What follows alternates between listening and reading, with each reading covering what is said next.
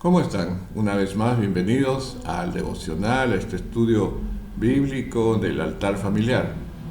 Continuamos con la carta a los Colosenses, el capítulo 3. Anteriormente habíamos estado viendo acerca de que debemos de poner nuestra mira en los cielos, donde está sentado a la diestra del Padre nuestro Señor Jesucristo. Y el otro punto era de que no debemos de dejar de que nada de manera sutil pueda entrar en nuestras vidas y que pueda apartarnos de alabar y adorar a Dios sobre todas las cosas. Hasta aquí hemos visto 3 puntos. Cristo no es filosofía.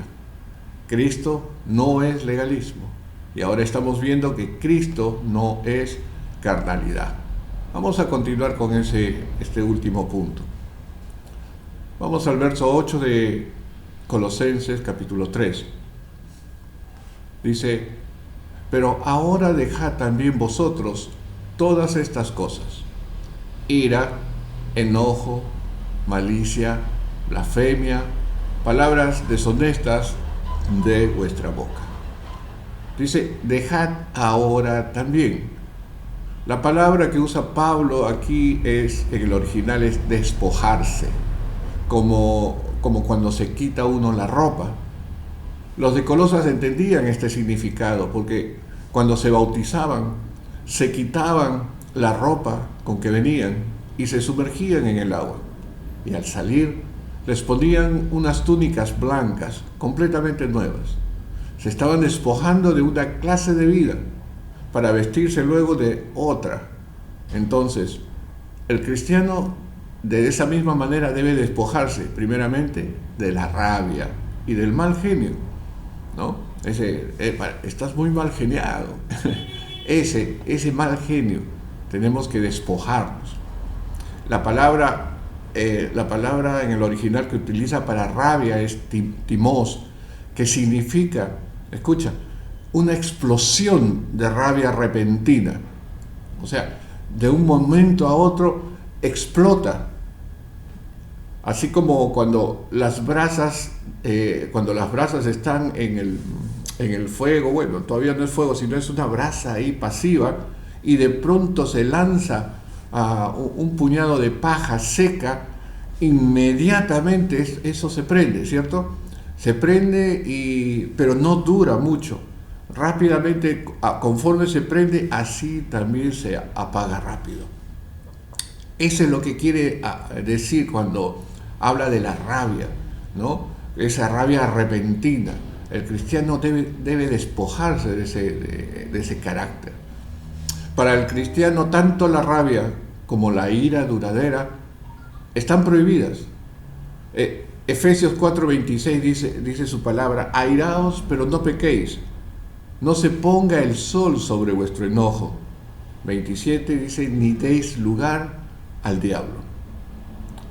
En cuanto a la malicia, lo que se trata de explicar aquí es acerca de la crueldad mental, aquella mente que empieza a maquinar la manera de cómo hacer daño, cómo atacar, cómo hacer un mal a otra persona, ¿no? Como en alguna vez tal vez nos sucedió: ay, lo voy a agarrar, cómo quisiera hacerle esto, aquello, ¿no?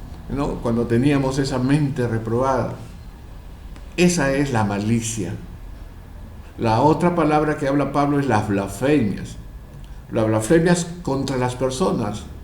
Esto significa acerca de los insultos, las calumnias, que atentan contra la dignidad de esta persona, contra el honor, contra la credibilidad, cuando ponemos dudas, ¿no?, acerca de las personas, ¿no? Tiene que ver también con la manipulación, ¿no? Y también dejar el uso de palabras soeces. Este es otro de los puntos que a veces eso les cuesta a muchas personas, sobre todo cuando se exaltan, ¿no? De un momento a otro, a veces repentinamente les sale esa palabra soez. Esas cosas tenemos que erradicar. ¿no? Ir cada vez quitando de nuestra mente, limpiando nuestro léxico y poder compartir, poder decir palabras correctas, ¿no? Sobre todo cuando uno, ahora en este tiempo, uno va manejando en la vía, ¿no? A veces los autos se cruzan o hacen una mala maniobra y tú dices, "Ah, Dios te bendiga", ¿no? Tenemos que ir cambiando eso.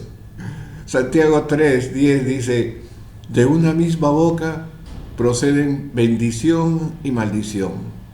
Hermanos míos, esto no debe ser así. Verso 11 dice, ¿acaso alguna fuente hecha por una misma abertura sale agua dulce y amarga?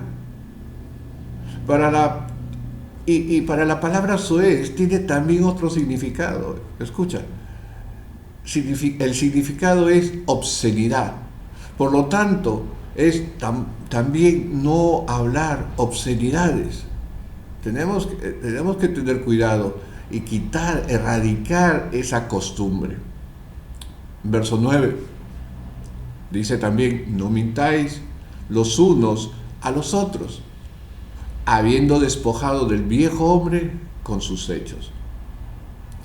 Hermanos, la mentira no es solo desde el punto de engañar, sino tiene la idea de hablar falsamente o decir falsedades. Acomodar la palabra de Dios para respaldar una posición doctrinal, ¿no? Es una falsedad. Y peor aún, a sabiendas de que está fuera de contexto, ¿no? Como dice toda palabra fuera de contexto es un pretexto, dice, ¿no? Tenemos que tener cuidado de eso, porque si nos hemos despojado del viejo hombre o de la vieja mujer, entonces nuestra manera de hablar debe ser diferente, amable. Toda nuestra manera de hablar debe ser de calidad, con gracia y amabilidad. Y si hacemos un comentario debemos pasarlo por el cernidor. ¿Será verdad? ¿Es verdad? ¿Es necesario que lo diga?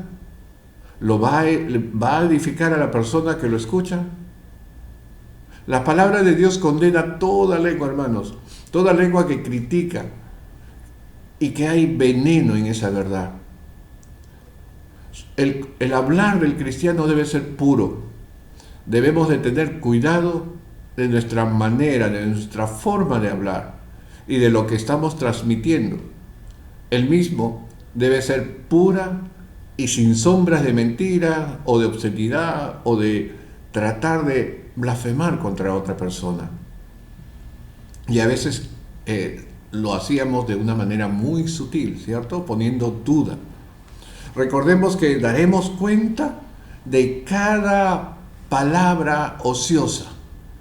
Dice el Señor Jesús, dijo, mas yo os digo que de toda palabra ociosa que hablen los hombres, de ella darán cuenta en el día del juicio, porque por tus palabras serás justificado y por tus palabras serás condenado. Hermanos, el habla cristiana debe ser veraz, sin ninguna chispa o atisbo de falsedad, pensando antes de hablar o contestar, para evitar ser una persona falsa. Como por ejemplo, cuando el niño va a la puerta, después que han tocado a la puerta, el niño va y le dice al Señor, Señor, ¿sabe qué? Dice mi mamá que no está, ¿no? Le están enseñando a ser falso. Me río, pero realmente es muy triste esto, ¿no? Que a un niño le estemos enseñando. Dice que si hacemos caer a un niño es mejor ponerse una soga con una piedra y lanzarse al mar, dice el Señor, ¿no? Entonces, cuando hablemos, debemos de ser amables, puros, y que nuestro hablar sea veraz. Y así debe ser el hablar de un cristiano, para con todos y en cualquier circunstancia. Vamos a continuar con el verso 10. En el verso 10 dice, y revestido del nuevo hombre, el cual conforme a la imagen del que lo creó, se va renovando hasta el conocimiento pleno. 11. Donde no hay griego ni judío, circuncisión ni incircuncisión, bárbaro ni excita, siervo ni libre, sino que Cristo es el todo y en todos. Cuando uno se hace cristiano, debe dejar de lado su vieja vestidura y ponerse la túnica blanca nueva, como hacían allá en Colosas, la Odisea, ¿no? Y algunos muchas veces no se toman en serio la verdad del Nuevo Testamento, porque la verdad del Nuevo Testamento dice, todo cristiano que no se le vea, todo cristiano que no se le vea una transformación, un cambio, realmente no es un genuino cristiano, porque cuando Cristo entra a tu corazón, transforma, cambia, porque la palabra de Dios es dinamita, ¿no? Usted de repente no ha visto, pero cuando la dinamita estalla, cambia todo ese sector, hace un forado, quiebra todo, rompe todo, ¿cierto? Es dinamita, transforma el lugar, transforma tu templo. ¿Y cómo se le notará? En que se le verá a cada hombre o a cada mujer, se le notará que la imagen de Dios empieza a fluir. Cada día va a ir creciendo, creciendo, y de acuerdo a cómo va llenando su espíritu con la palabra de Dios. Porque la palabra de Dios es la que ayuda a transformar vidas. El cristiano va a derribar toda clase de barreras. Las barreras culturales, las barreras nacionalistas, las barreras sociales, porque ya no va a haber más ricos, no lo vas a ver, ya no vas a ver diferente a las personas, porque así como para Dios todos somos iguales, así vamos a ver a los hermanos, a todos por igual, no importando si tienen o no tienen dinero. Vamos a verlos a aquellos, a las clases laborales, a los obreros, los vamos a ver igual como a los empleados, como aquellos incluso que no tienen trabajo fijo, como a los directores o a los dueños de alguna empresa. Delante de Dios y de los hombres deben ser todos igual. Entonces, hermanos, para ir concluyendo en esta parte, Cristo sabemos que no es filosofía, Cristo no es legalismo, Cristo no es carnalidad.